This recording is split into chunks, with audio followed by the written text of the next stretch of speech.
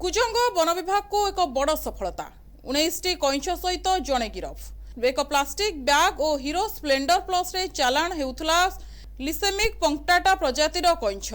खबर पाई कुजंग वन विभाग पुलिस चटुआ छक निकटरू जड़े चोरा कईंछ चालाणकारी को गिरफ करने सहित OD 28M7830 Splendor plus motorcycle को जबत करिछि। सूचना मुताबक आरक्षा ग्रामर चगला दास को पुओ बिजू दास एपरी कईंछ चोरा चालाण करुथबा जना पड़िथिला।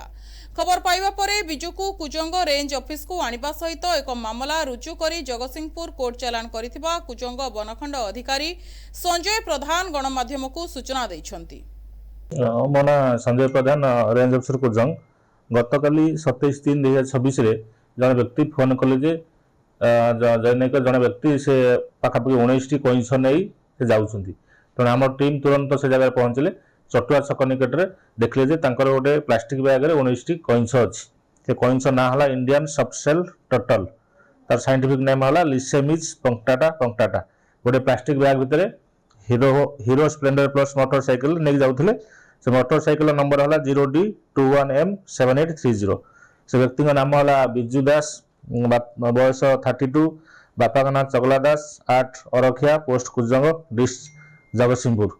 तेणु ताकू आम तुरंत कुजंग रेंज ऑफिस आनिलु। एक केस बुक कराई आज जगतसिंहपुर कोर्ट चालाण कईंछ जीवंत अच्छी छाड़ू आसाम की कोर्ट चालाण कर नहीं। सी कहते से बालीतुठ एरिया धरिकी आनी किसी बिक्री करते खाई था।